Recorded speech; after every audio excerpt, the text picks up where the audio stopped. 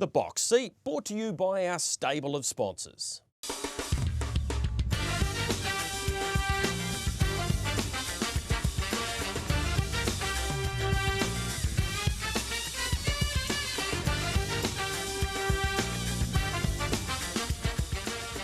Hi everyone, welcome to this edition of your Box Seat. Yes, just 8 days out to the IRT New Zealand Trotting Cup. Michael Guerin, the interest in this race continues to heighten. We've got a few things still to happen. We've got a cup trial with only a couple nominated at this stage, and of course a cup barrier draw ahead in the next couple of days. As I say hi to you.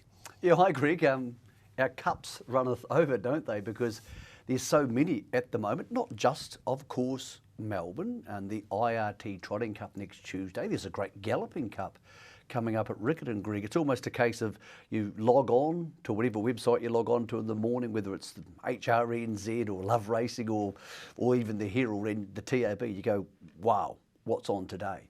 Well, we're going to try and just synthesise that for people to give them an idea of what's coming up next, Greg. I think those timelines are really crucial because we had that real banger of a meeting last Friday, but then you had Derby Day and so much happened so quickly, it's sort of hard to digest it all. So let's get into that, Greg, and then we want to start looking forward because with the big race on Tuesday at Flemington, I think a lot of people are going to have this New Zealand Cup, Gregory, sneak up on them a touch when the draw is done on Wednesday. Yeah, let's try and help them out with that, Michael. So what's ahead on your show?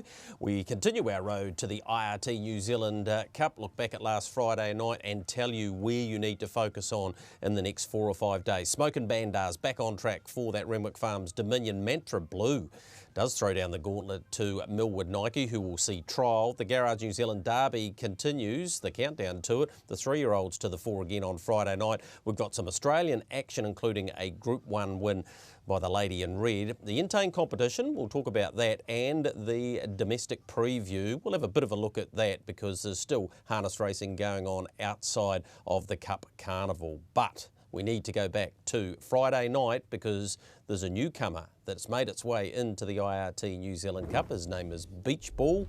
This is what he delivered. That's Republican Party on his outside, who is the 4th favourite for the IRT New Zealand Cup. Getting through on the inside, a horse that's really made a name for himself, McAndrew Aviator, and of course is with Stephen Boyd, but it was the horse enjoying the wet conditions. Beach Ball that delivered for his new trainer, Brendan Hill. Beach Ball won it, beat McAndrew Aviator, third across America. Mission accomplished. Yeah, the start was pretty good, wasn't it? So, that was the important part, and he was good after that.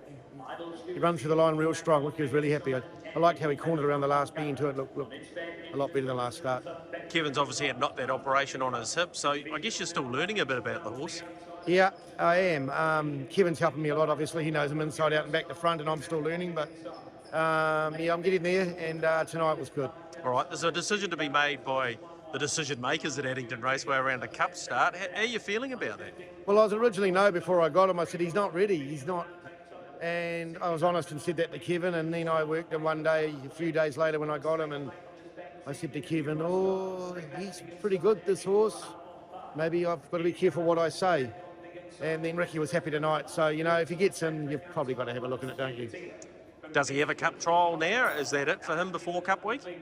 No, if the gap's too big, I think I would say Kevin will want me to take him to the cup trials, and I can understand why. So he probably will need a cup trial run, believe it or not, yeah. So he gives you a cup horse's feel, do you think? Absolutely. We're number 10 in his career. I spoke to Kevin Chapman, and of course the Chapman family, Michael, history goes all the way back to Freightman in the 80s, but he's always been a good horse, Beach Ball, and with his caretaker trainer now, Brendan Hill, suggesting that he's a bit better than what he thought he was originally.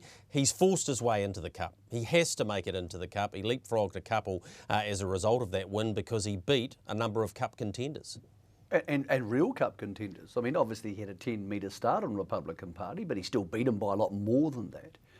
And when he wasn't getting those standing starts right, Greg, that's a hell of a tough way to spend spring for a horse in the South Island of New Zealand because everything's a standing start. So once he started getting those right, and now he seems a happy horse, then great. Yeah, he deserves to be in the Cup. It's a funny thing, Greg, he comes out of the same crop as a Cooter who's the Cup favourite and clearly is a very good horse. When you go back over that crop last year, it's actually been a pretty poor crop subsequently. So Franco Mac got injured, Franco Indy hasn't gone on with it at all. Plenty of others. Magic 4 actually won last Friday, and he beat Akuta and some of these other horses in the Harness Million that year. But you can judge a 3-year-old crop by how many open class horses it produces. You could make a really strong case that at the moment Beach Ball's the second best of that 3-year-old crop. Yep. Which sounds ludicrous because he didn't win a race for a long time, but he's a hard-running horse. He'll be a very valuable asset to open class racing, Greg, I believe, because we need more of those hard-running horses. You would think they're going to be a horse who they're not going to be scared of most horses. I'm not saying they're going to try and lead the New Zealand Cup and not hand up to Swayze or Akuta. But there'll be times when Beach Ball gets rolling in front, Greg, and he won't be handing up to anything.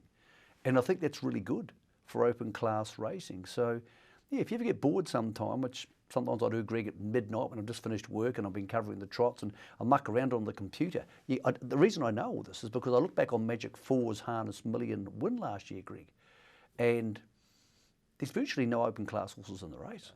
So this horse has leapfrogged a lot of horses because he was a good horse back then.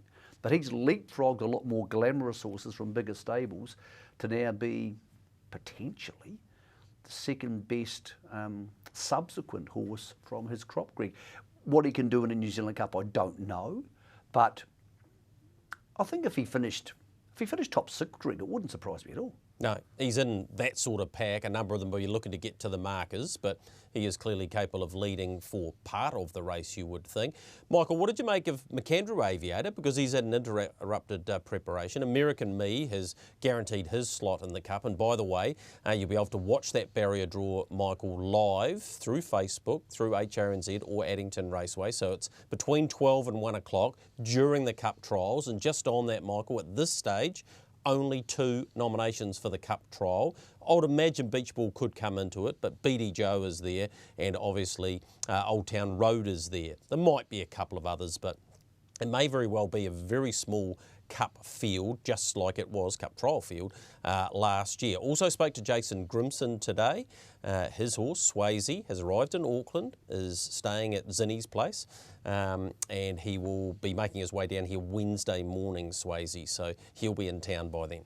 Okay, well, that's great to know he's here because he's such a pivotal part of the Cup makeup of the field. So great to have him here, and Jason and Cameron, of course, coming across to drive him. On the Cup trial, I think in a situation like that, because it's only a trial and it's only there to do one thing, and that's advanced horses into the Cup, they should let them, if they want to, they should let them have a galloping pacemaker, Greg. They should let them say, look, this is all about getting you where you need to go. And if you think you don't want to be bowling around yourselves in 3:16 or 3:18 or 3:20 or whatever, let them have a galloping pacemaker. Who cares? It's just there for a bit of fun. And you shouldn't have to, that close to the Cup Carnival, take another horse in and give it a rev up if you don't want to. So I reckon that's something we should look at for trials. They're just there to set things up. That's all they are, Greg.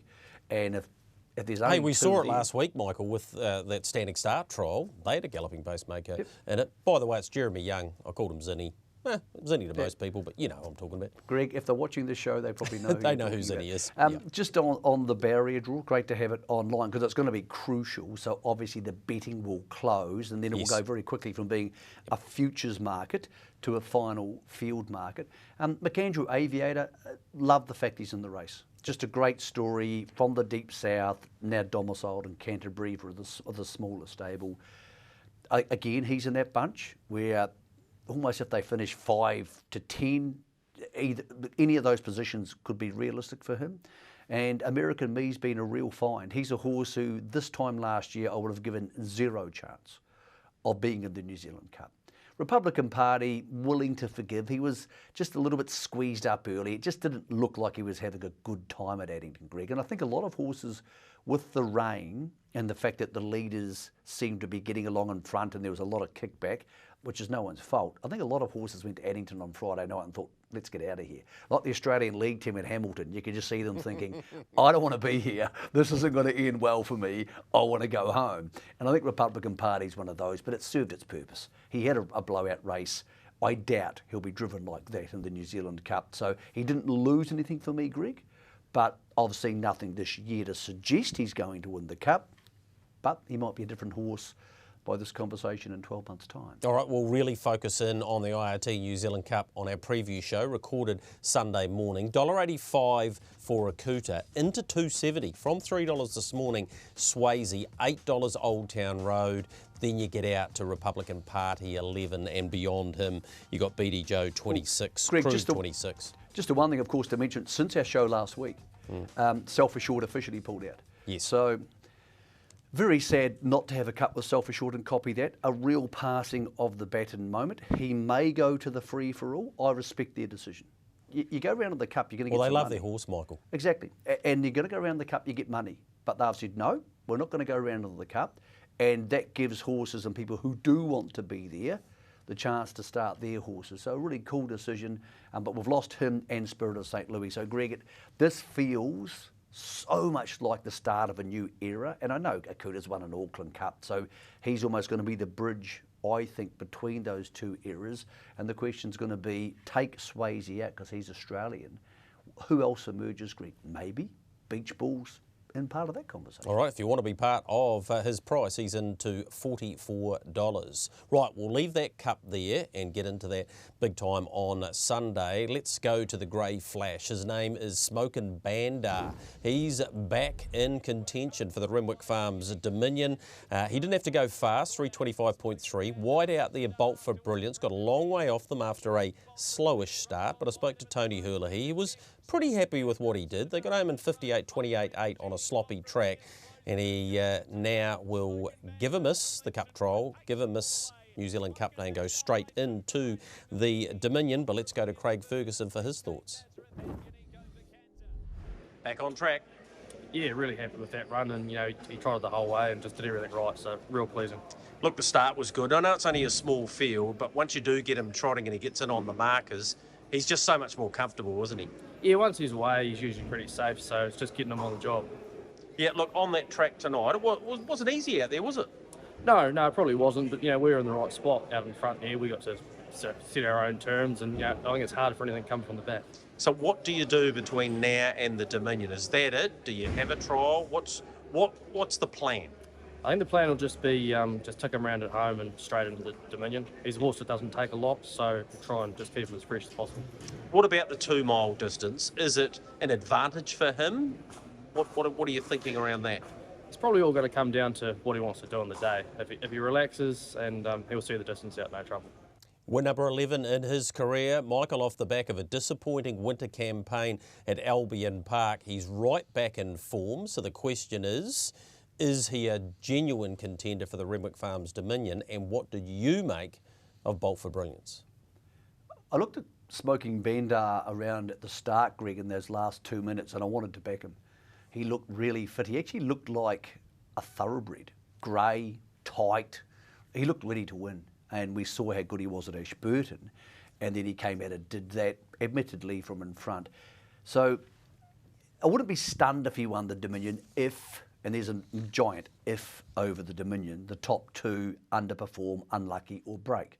Because the top 2 are still better than these horses most days of the week. So yes, he's a valuable horse to be bringing into open class. People love a grey trotter. Do I think he'll win the Dominion? I probably don't. And I think it's going to have different challenges for a horse who can get stirred up. But I think he's going to win a major race somewhere, maybe an NZ Cup, particularly a mobile race, Greg. He could win a really good mobile race somewhere. And the New Zealand free-for-all's not that far away. Bolt for Brilliance can be a real prick sometimes. Sometimes he just gets he gets away slowly from a standing start, and he's had so many of them in the North Island. Sometimes he just jumps and goes, and he's really keen, and other times he just dicks around. There's no way to work out how he's going to be, Greg. I've asked Tony about it 20 times, and sometimes he just gets to a standing start, and he's really lazy and cruisy, and he looked that way the other night, and he wasn't trotting perfectly squarely, which could have been the track. But take my love affair with the horse away. you absolutely couldn't back him to beat Muscle Mountain, all things being equal, in the Dominion on that. It wasn't good enough, and Muscle Mountain would go better in that position, there's no doubt. But Tony's a good horseman, and he's got a week and a half. So how much he'll improve, whether a drier track will suit him, and of course, he'll be off the front, probably, in the Dominion, and Muscle Mountain will probably be off the Unruly.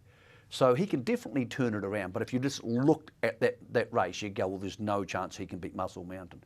And I think now in the market, they're too close together, not on their overall records or ability, just on their last 2 starts.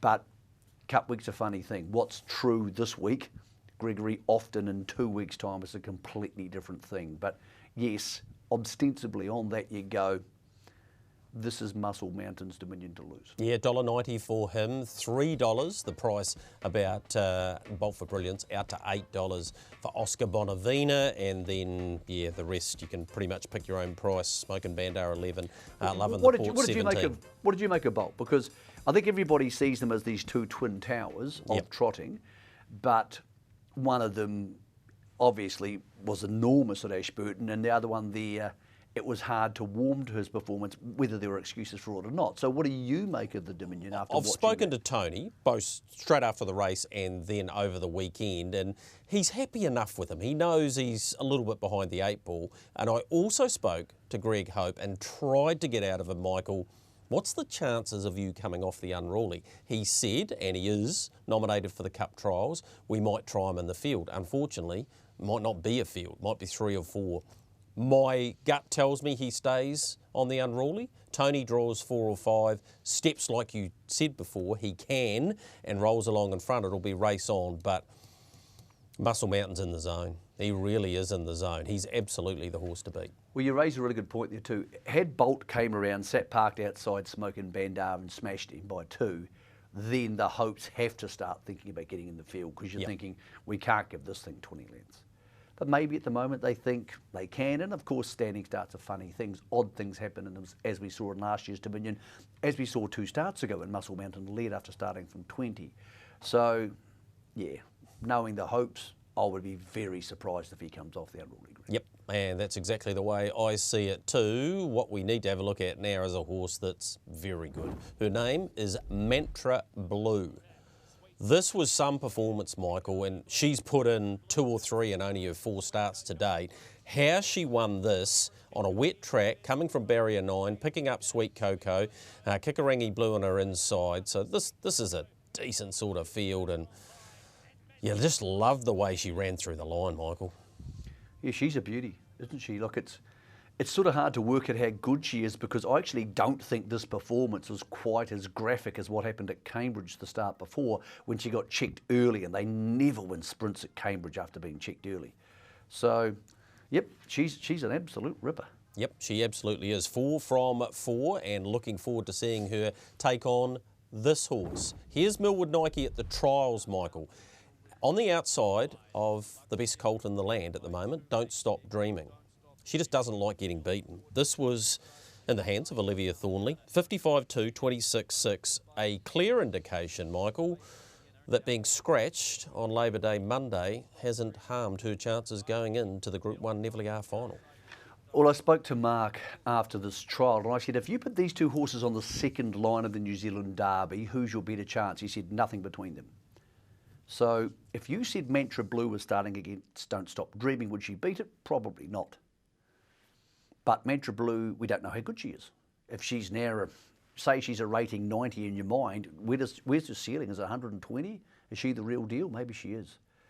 So, Greg, I think a lot's going to come down to barrier draws. It's the other barrier draw that really matters on Wednesday. So, my gut tells me Millwood Nike's pretty special. I think Mantra Blue is a better chance of beating Millwood Nike in this, the Neville Fillies final, than she is in the New Zealand Oaks, because all things going well, Millwood Nike will be back to peak fitness by then, and I think she's a real stayer. Not saying Mantra Blue's not, but yeah, if you put her in barrier 3, Mantra Blue, Greg, and put Millwood Nike in barrier 14 in the Neville Fillies final, there's no way Millwood Nike starts $1.30. She might start $1.80, because barrier draws are so important to bookies, but also to punters in those big races, Greg. It's going to be fascinating to see how this unfolds, not only the barrier draw, the market, and the race itself, because we haven't seen Mantra Blue blast the gate, Greg, and lead in a race.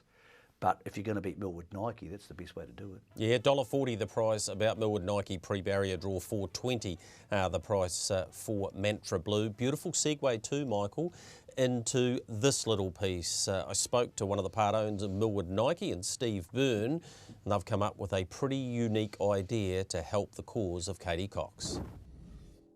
Steve, what about the run you and the team of people behind Millwood Nike are having?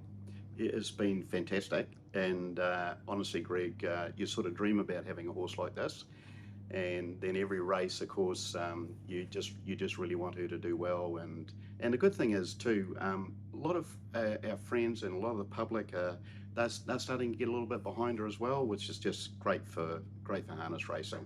So long may it continue. Yeah, judging by the way she trialled too during the week, that little problem going into Ashburton's no longer a problem. No, and that was actually really important, and it was really important that a decision was made, as always, for the horse.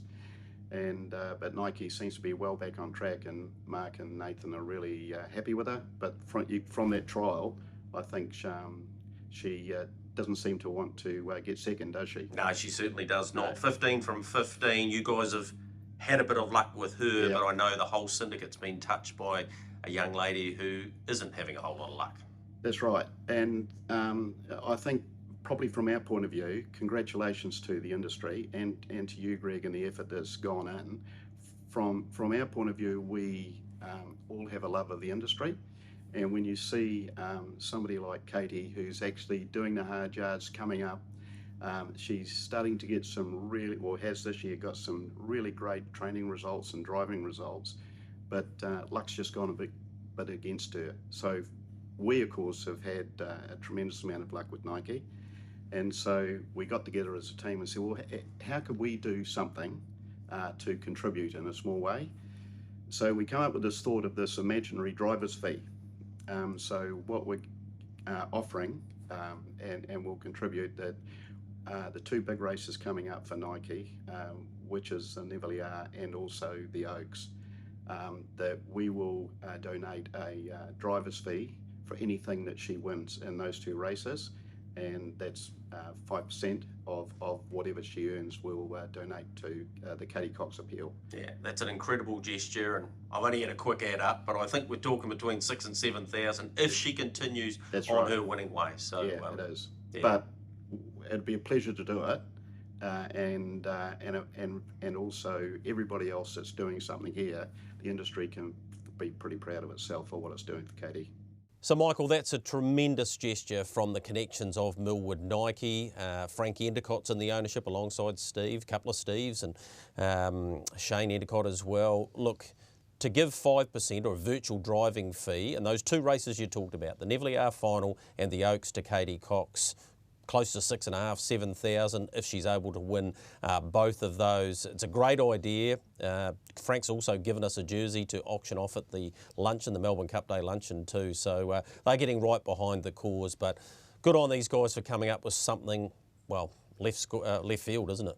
Oh, what a wonderful gesture. What a wonderful, wonderful gesture. And I'm sure Katie will be riding along in the sulky. Well, she'll feel like she's in the race, won't she? Yeah. Which is pretty cool. Next to Mark, if Mark doesn't get suspended again. A funny story about Steve Byrne. I was in Fiji last year. I don't know what I was doing there. I needed to get away from you and other people. And I was walking along, and I've never met Steve Byrne before. And he said, hey, and he started talking about harness horses. And I thought, oh, God, this guy's going to annoy me about harness horses. But they did tell me he owned a share in Millwood Nike, so I sat down and had a beer, and I think was still there 4 hours later, Greg. So we had a great old Jack with the family. Lovely bloke, loves his horses, really enjoyed his company. Probably didn't need to stay 4 hours, but yeah, whatever. I made the most of it. And I wish him the best of luck. But talking to him then, you could tell he was a quality man. Yep. And for him and Frank and the other connections to do something like that, that's just fantastic. So, yep. Part of me wants Mantra Blue to win the Nivellier because Zach's a mate of mine.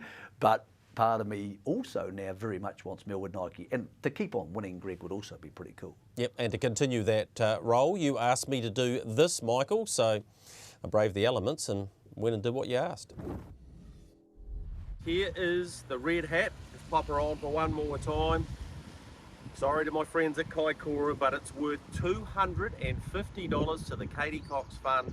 So as requested, our friends down here at Rolleston, they do have a clothing bin, I'm sure. It's pretty clean. It's only been worn the one time at Kaikoura and today. So we'll chuck it in here and you'll chuck $250 in. Thanks, mate.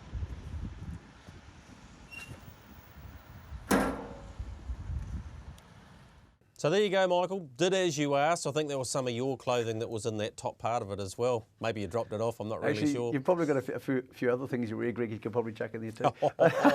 But well done. And look, yes, more than happy to pay my $250. I try to be a man of my word when it comes to gambling. So I'm going to log on tonight to hrnz.co.nz. If you're watching at home and you're back a win in the next couple of days, we all want to try and support Katie because it's an incredibly tough time for her. Greg, I'm going to double down on this because I'm heading to Christchurch next week for Cup Week. If, whilst walking around Christchurch, one of the people who is lucky enough to get that hat, because there's plenty of disadvantaged people out there who do get clothes from the Salvation Army and from other places, and it's incredibly important. It's something I do myself, and if I do see that hat while I'm floating around Christchurch, and I won't be able to miss it, and I'll be in the CBD for 6 days, and enjoying myself, Gregory. If I see that hat, I'm going to buy it back for $250 and chuck it back in the same bin. So there you go. I am going to be on the lookout for a Kaikoura. Yep, exactly. But mate, thanks for doing it. And to Katie, a very small gesture from us. Bigger gestures coming up on Tuesday at Addington, which is wonderful. Greg, thank you for organising that on Tuesday. I know it's a hell of a big deal to organise a big luncheon on Melbourne Cup Day. I believe there's been a lot of interest already in some pretty serious auction items. Yeah, absolutely, Michael. There'll be close to 200 people in attendance. They'll have a great day. Bring some money, though, because you're going to be spending some in support, and Katie's going to turn up as well, which is really cool. Time for us to take a short break, and we'll give you the full details of that in our New Zealand Cup special show on Sunday. On the other side, we'll continue our look back at Addington and a look forward to what is coming up for IRT New Zealand Cup Week.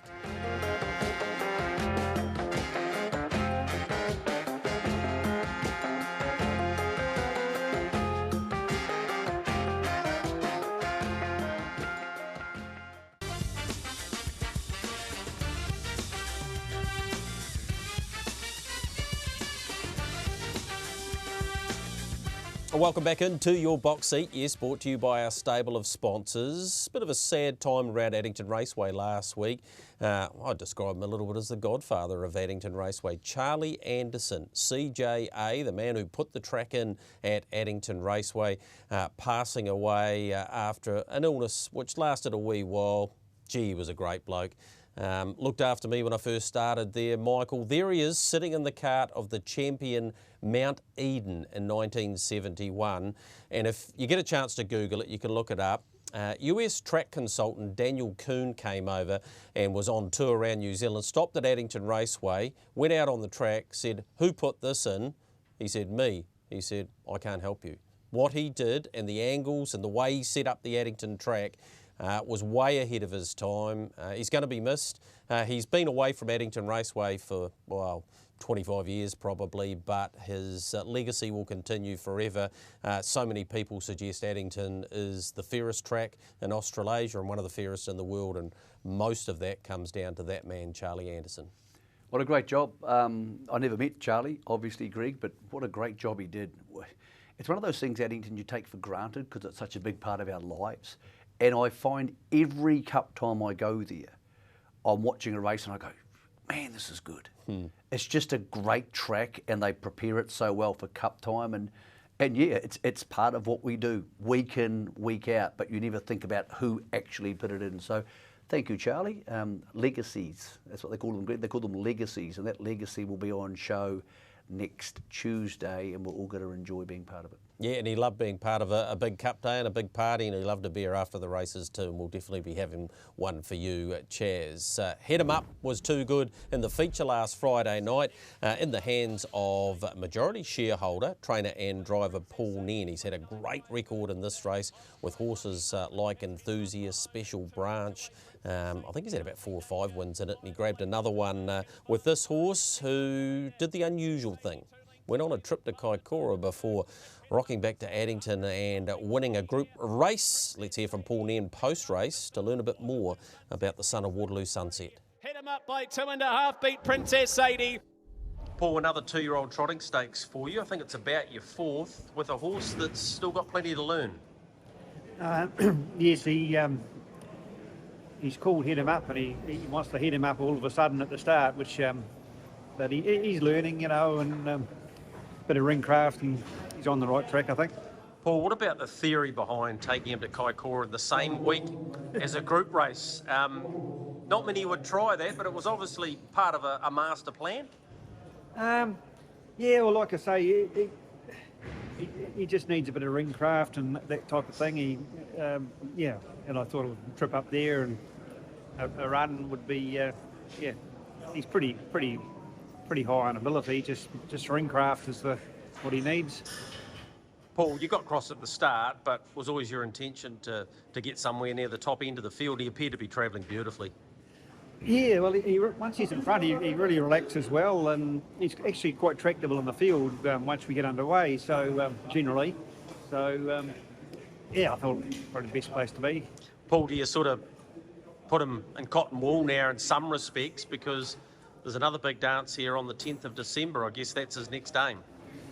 Yes, that would be the main aim, Greg. There has been interest in him for sale, so we'll just see if something comes of that or not. I guess you're the major shareholder in him, so the decision will come down to you and the other owners. I met them in the Winning Owners Bar. They're having a great ride, and they said they're riding on your coattails. Oh, well, you know, they've been good owners, and yeah, it's always good to have a bit of fun. And by Waterloo Sunset, who was always a pretty handy sort of horse, won some decent races here at Addington as well. Yes, no, he's a very well bred horse, and he's leaving nice gait and generally pretty good mannered horses. So yeah. You got any more at home, Paul? Yes, I've got a couple of yearlings, and yeah, that I own myself and the foal. So. Yeah. Paul, was what you're doing as a 2-year-old with this guy a bonus, because he's big and raw and he looks like a Derby type now? Yes, well, I suppose he's always been a real good doer and strong, although he is quite tall. And yes, because we're all a wee bit more mature now, and they've changed the birth dates to a bit later. So yeah, like we can get better with a bit of time. That's a nice jacket you got on there, Paul. Vodafone Warriors. Are you a fan? Certainly. I love the rugby league and the Warriors. Yeah, too right. P. Nairn, another string to his bow. He's a league fan. He would have enjoyed Saturday night, Michael. Played a bit of footy too, with a rather skinny set of legs. No, he loves his footy. He played league out your way somewhere. Yeah. Out the sticks. Is it Lincoln? Is it out there? Rolliston. He might have played for Rolliston, maybe. Yeah. Somewhere. I've spent that many hours. I'm thinking he wouldn't have been in the front row, Michael. No. But he's pretty tough. Yeah, as you can imagine, for a man who used to sleep in a stable. I pride myself on talking to trainers, Greg, and getting information out of them. And I've spoken to hundreds and hundreds of horse trainers. And I've spent dozens of hours with Paul driving track work, sitting next to him, driving horses at Alexandra Park, driving horses for him, doing other things. And I still have absolutely no idea what's going on in his mind. Well, who does that? Who goes to Kaikoura 100%. 6 days before a group race? No one. No one else does it. I remember once we worked 2 horses together the morning of a race at Alexandra Park, trotters. We worked them 3:12 for 2:4, which is bloody fast. That'd be most people's 2 days out workout or 4 days out workout. And one of them came out and won. I can't remember what they were. But they just, I thought, are you nuts? Yeah. But he's a very, very special horseman. The closest thing out of all the New Zealand horse people I've dealt with in either code to that man from Snowy River type. Once we went to we were working some horses, Greg, at Alexandra Park, and he said, this horse isn't right. I'll take it back inside. And I went to the car park and I'm just wheeling around in circles, and he just got outside and he decided to reshoe it. But he wasn't just tacking a shoe on, he decided to change all the angles and stuff. So I was just going around in circles for 35 minutes. And Paul was just mucking around and playing with its shoes and stuff, and off we would go. And then we just went back on the track and worked it. There was just no hurry. There was no fuss about it all. There was nothing like, you ungear or the horse might get upset. It just stood there for 35 minutes and Paul's mucking around. Have you seen my hammer? I just shook my head, Greg. He is truly one of the most unique horse people I've ever had the pleasure of meeting. Yep, and he's a champion bloke to talk to and really insightful, and yeah, I love catching up with him. And well, he's a leaguey now, so I didn't know that before. I should have known it, but anyway, he's 320 to win that 2-year-old race, the trotting race. One of the Ace of Spades, Gregory, I think it is. Yep. Waterloo Sunset is standing at stud. He got 5 mares this year, and Paul said the door's open. If you've got a mare who can't get in foal, come on down. Leaves nice, clean, gated horses. You could do a lot worse, Gregory, because we don't have a lot of trotting stallions, and some of the best ones have actually bizarrely got quite expensive compared with the pacing stallions. So you could do a lot worse than going to Waterloo Sunset. All right, let's have a look at some 3-year-olds who are Derby bound. Yes, the Garrard's Derby also on the 10th of December. Here's Who's Delight. Well, this is the start, and we see he gets to the Showgrounds bend. Just after the winning post here, Gavin Smith goes and pulls the hobble shorteners, and it wraps around the hobble, and he rolls into a gallop, and it wasn't a nice gallop. He gets back down. Once he got back down, he rolls to the lead, and Michael, here he is, freewheeling in front. Gee, was good. Triple G, excellent. That's a Hoka Connor, had a pretty tough run first up. He'll improve a lot off the back of that. And I spoke to Amanda Telfer on Sunday on radio, and they said, look, it just didn't pan out. He'll bounce off that for sure. But Who's Delight's always had a big motor, and he showed it on Friday. Yeah, quirky horse, but this is a very good 3-year-old crop. I know that wasn't a 3-year-old race, but a Hoka Connor was in there, and clearly he had just at Park. So he was just in the wrong race from the time they put the barrier draws at Greg. It just felt icky from him, because you know the Duns and you know the Dalgettis more often than not are going to go forward, and they're not going to be easy on you. So when you talk about this horse, and shortly we'll see Wagstar, and you talk about Jollimont, and you talk about Merlin, and sooner the better, Greg, I think this is a crop where at the moment they're already going open class times. So I think that, yeah, we're going to see these horses really go on with the job. Here's Wagstar, and here's the start. So he's outside second row in the red cap there. He follows through. This is remarkable. Jollimont gets the lead, Zachary Butcher. Wagstar just presses on here, Michael. He's serious. He led up that Harness Millions field, and they went that breakneck lead time that was the fastest that Matt Cross has ever seen in his time of calling. And he powered up here and gets the lead off Jollimont, and I thought, this will be a good test. Good test. He just destroyed them, Wagstar. I know Jollimont balances up here and runs him close late in the piece, but he's got a massive motor. I'd really like to see him come off a horse's wheel, though, because I think he's fast enough too, Michael, but his brilliance is getting him into positions like this at the moment. Well, he looks like a good horse. You know, those little tiny horses, outside courage under fire, most of them struggle in open class, but he's going to be nice and big and intimidating and incredibly hard to get around when he leads. As I said, I think this is a good crop, and obviously we're seeing the fact that these horses would have been 4 a couple of years ago by this stage, so we're seeing the benefit of that long winter break. Greg, I think there's, as best I can work it out, I think there's 6 or 8 good open class horses in this crop, because they're hard runners. Wagstar runs hard, Jollimont runs hard. We know how fast Merlin is. Sooner the better has had a lot of good racing. They're hard running horses who aren't scared to get on the front of the field, Greg. And they're also in different barns. Ferguson, Donnelly, Duns have got plenty. Obviously Mark's got some, Barry and Scotty have got some. It's so good, Greg, to have this to look forward to, because we do have a hole there. We have a copy that self-assured sized hole. We need to fill it with something, and hopefully next season these horses are going to come through, and we're going to have 6 or 8 of these horses, Greg, at least in the conversation. New Zealand Cup's noms time next September, October. Yeah, $2.10 the price in that Garrard's Derby. 4 Don't Stop Dreaming, $3.40 Merlin, Wagstar's 9, a Hoka Connor $11. Let's switch from the 3-year-olds to the 2-year-olds, because they're going to the Woodland Sires Stakes. Chase a Dream has been excellent in his brief career to date. He has really stepped up. 3 from 5 now. Olivia Thornley getting the job done here. Major Hot was a bit disappointing from the same stable, but this was a very professional performance from a smart 2-year-old. Home in 58.428. Probably had the worst of the conditions compared to the next video we show you in Hadron Collider. This was a good run. Really nice horse. Tony Hulahi pinch hitting for the Duns, with John being suspended. But this was a good time, Michael. 2:23, 56.8 mile rate. Sectionally, the last 800 and 400, very good.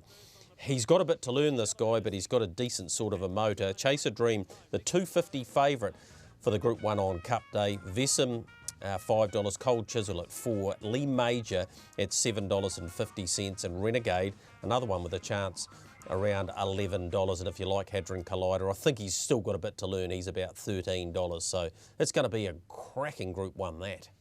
It's going to be really good. I think they've got the market wrong. Chase the Dream's a really lovely horse, but he's no better than Cold Chisel, what I've seen so far. Cold Chisel was magnificent at Ashburton, and he's won at both ends of the season. So, yeah, that market's wrong. If you feel like having a bet, you can back Cold Chisel. Then again, it could draw the second line on Wednesday, and you'll be getting $7. Yeah. But yeah, very even crop. Hadron Collider, good to see him stopping mucking around with his head. Obviously, he's a very new product. He didn't quite know what to do with himself, Greg, when he was following other horses, but very smooth there. So clearly a lot of work has gone into him. And it's work, I think, that's going to pay dividends. Whether he's well-rounded enough to beat some of those other horses on Cup Day, I would sort of doubt. Yeah, big start to that race meeting for the Duns, who'd had a bit of a dry spell. 4 races in a row. They won at Cornell at a couple of them too. Let's go across the ditch, though, with our friends from Garrards. Here's some performances, Michael. Here's the first of them for you. This is WA, the Derby there. This one by Sweet Lou out of Sky Beauty, I think it is. Yep. Sky Beauty, so the Hedger breed. And look, the horse outside it, the horse who runs second. Never ending. Yeah, they were saying it was an absolute superstar, and another thing from WA, which was just going to blow them off the face of the earth. But no, once again, a New Zealand bred horse got home over top of them. So, look, it's been a good family for a long time. Madison Brown was happy. Yep, and look, good honour. A good drive to get a good horse home. Sweet Lou's having a great year, Greg. He's really arrived. I was lukewarm on Sweet Lou this time last year, but I think the ones they give a bit more time to are starting to pay people back, and that's on both sides of the Tasman, but even more so in Australia. They really love them over there. Yep, they certainly do. They love her too, this girl. Ladies in Red. Wow, what a performance. She's never been further back than second in her 30 starts. Went over $1 million with this, Michael, and this was, for mine, her career best performance. Yeah, hell of a strong field. Like, as good a mare's race as I've seen in 20 years in Australasia, for depth, because they were genuine open class horses and she just smashed them. Maybe they didn't cop the 27.60, but she sure as hell did. So no doubt she's a factor in any race she wants to turn up in, Greg. Yeah, she would be, I think she's the best mare in Australasia. There's no doubt about that, because we don't have many great mares here at the moment. But yeah, I doubt we'll ever see her over here, and hopefully we're going to see maybe one of our good mares turn up in the Ladyship Mile in Sydney, and maybe they'll turn up there. But yes, very, very good mare who wouldn't be outclassed in any open class race, Greg. In saying that, we haven't seen a lot of her in open class because of her injury. So where she sits against the open class boys, it's hard to tell. Still, Encipher won the Eureka, and Amore Vita's been competitive with the boys, and she just beat up on them there. Yeah, she finished third, and of course Rakiro Rebel, the expat Kiwi, finishing in second position, the second millionaire pacer for Emma Stewart, and a Clayton Tonkin after Encipher won the Eureka, of course. Let's go to Albion Park and just take this in. This is Turn It Up in front. He just keeps on going, great races. Future Assured got the win though. 4 back on the fence there, the superstar, Turn It Up. Sorry, not Turn It Up. Leap to Fame. Just couldn't get clear, Michael, but many of these horses will be going around in the Inter in December. Yeah, it was an odd race to watch. It was. For the favourite punters. Look, I don't know what to... In Australia at the moment, Greg, when you split the stakes, when everybody goes home, the races don't mean anything to me at all. Because once you split the packs between New South Wales, WA, Victoria, and we saw a nice race the other day, the 4 and 5 year old championship, and Queensland, they get too thin, so they don't have any oomph to me. Whereas in New Zealand, of course, our open class horses follow each other around. They've all ended up on the South Island at the same time. So yeah, I must admit, there's a lot of things happening free for all grade, Greg, in Australia, which literally come a serious race, a big race, I'm not sure what to make of them. No. Very hard to line the form up because it's also very different types of racing. Melton is incredibly different to Menangle. Absolutely. Whereas Addington and Alexandra Park, while they're different type tracks and different ways around, Pretty bizarrely, comparable. the same horses win at both places. Yeah, they do. Yep. That doesn't change, but Addington winner doesn't change by going to Alexandra Park very often. We've seen that with Copy That and Self Assured and Nakuta. In Australia, taking them to a different state, they just feel like completely different horses. Yep, and I'll give you a little bit of an insight here. Swayze, at this stage, races in the New Zealand Cup, New Zealand Free For All. I asked Jason Grimson today, so when do you get back for the Inter-Dominion? He said, lukewarm on that. So if you're betting into that Inter-Dominion market, you better take that into account. All right, short break for us. One more segment to go as we build towards the IRT New Zealand Cup.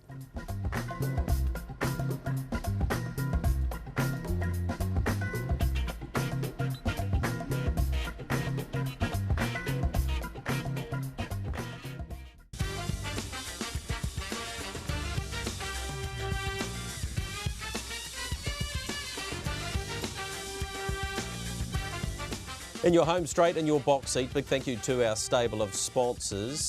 Big thank you to Entain TAB, who have, of course, been providing us with the competition for you to be able to get to the big day on the 10th of December, Grand Prix Day. All those entries are in now.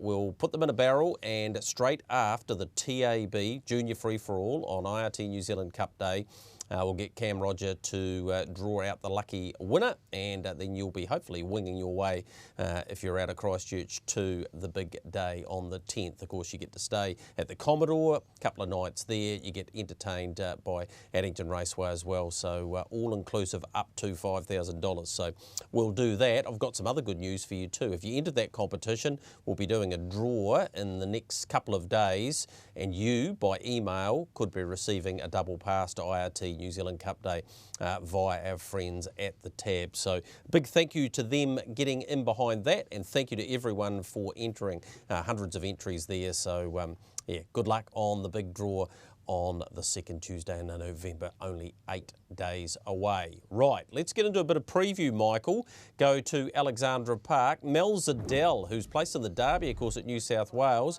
comes up with the inside second row draw this week over the short course mile, but a decent sort of trotting field, that. Yeah, mile night at Alexandra Park on Friday. And Greg, your natural instinct is, well, I'm going to go with the horses well drawn.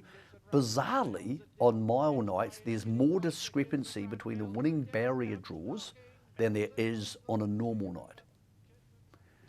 Everybody seems to want to get involved. They just go hard? Early. Yeah, they absolutely do. They go hard, and obviously sometimes they go too hard, but if you've got a good draw on a poor horse, you can't pull back. What do you make of this Mel Zadell, mate? She's good horse. Good horse, gets good. over the ground, handled herself really well over there. Good winner last time out, last time out. Decent type of horse. On a night though, Greg, where you're going to want to really do your homework, really try and work out what you think's going to lead, because yes, they can swoop, but invariably you do still want to be at least close enough to the marker pegs. You don't want to be backing horses and hoping for miracles, Greg. So really interesting night. Big race is a beauty because Whispering Artist and a few others are in there. Simply Sam, who's still in the Magic New Zealand Four. Cup. Yep, Magic 4, who was good last week, winning at a good time. But how do you reckon Simply Sam will go if it races Friday night? We don't want a couple of scratchings. 3 you'd need for him to get in. Will he make it there Tuesday? Well, there's a plane, Greg. Yeah, well, there is. Look, good. They'd have to hire their own, mind you. But anyway, good on them for at least including him in the Cup. We need lots of horses to make the Cup what it is. Definitely. Will they declare him as a ballot? I take it. He's in the field, mate. He's going to be drawn in the field on Wednesday. Yep. Okay. He'll be the third ballot, but he's in there. So okay. There you go. So good night Friday night. Want to talk about this horse. Dreams Are Free. Of course, the brother don't stop dreaming. Did you see this performance, Michael? He finished second. He won his debut, but gee, it was unreal how he got into second, and he'll take some beating at Wyndham on race number 7. That'll be on Sunday. Jenny Gump and Darren, both winners, and congratulations to Kirsten Green too. She had a great day yesterday. 4 winners she trained and 3 winners she drove. So yeah, she's having a good run, but I reckon this horse has got a big future for Nathan Williamson. Yep, saw the race.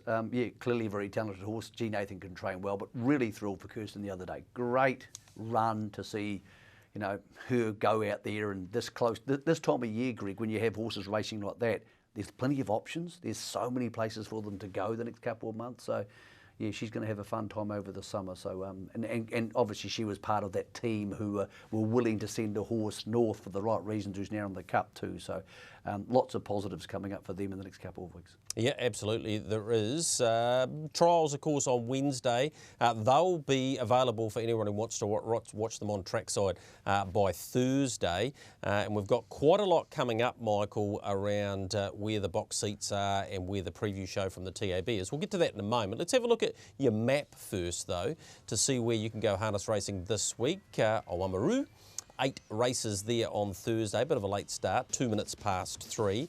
Rangiora, they've got huge nominations, 10 races there, just before 1 o'clock, but there'll be some big full fields there. Good racing at Alexandra Park on Friday night. We've just mentioned that mile night, 9 races just before 6 o'clock. They kick off, and there's that Wyndham meeting on Sunday, 9 races there, 12:40 the start time for that. And Manawatu have a twilight meeting on the eve of IRT New Zealand Cup Day. 6 races, and then there's this, Michael. 12 races, they start at 12, the Cup goes at 5:20, $750,000 for the IRT New Zealand Trotting Cup, and the 3 Group 1s, of course, the Woodlands 2-year-old final and the Neverly R.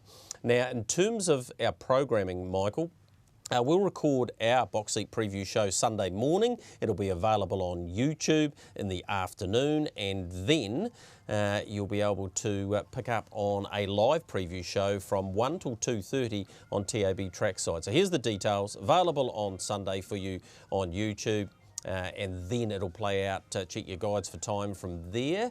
The TAB markets, this is important. The Cup market will be back out by 3:30 after the barrier draw. The Neverly R and Woodlands Sire Stakes, the 2 Group 1s, will be out the same day by 5:30. And the undercard will be out late morning on Thursday, Michael, so you can multi them in to Oamaru, into Auckland, into Flemington on the Saturday, into Riccarton on the Saturday, wherever you want to go, and there'll be a stack of other markets available too. So good on the team from the bookmakers. They're going to help us out and give us multiple chances to get involved on this big day.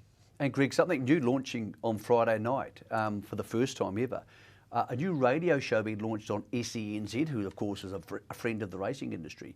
They're going to have on an online platform a 4-hour Trots show. So Friday night Trots being covered with live interviews. You can log on and actually watch the races on their app, Greg, so you'll see the vision of the races. But it means if you're in the car and you're driving around, for the first time we're going to have the races actually played on a Friday night out of Alexandra Park, my apologies, with interviews based around them. Also looking forward to the gallops the next day. It's a pilot show.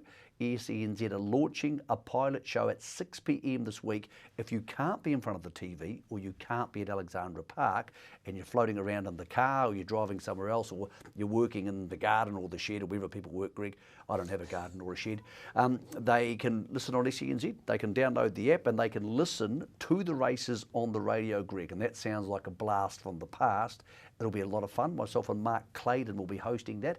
If it takes off, Greg, they'll be having that coverage, also watchable on Facebook and online, as a nice partner to the TAB channel heading forward. Yeah, and of course they've got Trackside Premiere now too, Michael, and that will be on IRT New Zealand Cup Day, channel 64 from about 2:30 on Tuesday afternoon. Extended coverage covering everything live from the track. Michael, that's been our IRT New Zealand Cup show, but we will have the big preview on Sunday. Looking forward to getting into that and all of those markets. Michael, get that out, Gregory. Thanks very much. But we will see you from Sunday. But from us, it's bye-bye for now.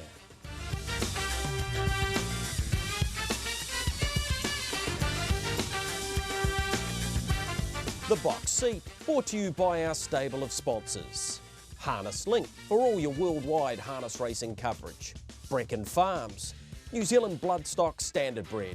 IRT, it's your horse and our passion. Garrard's Horse and Hound. Lincoln Farms, Renwick Farms, Harness Racing New Zealand. The clubs, Auckland, Cambridge, Addington and Ashburton, and the TAB.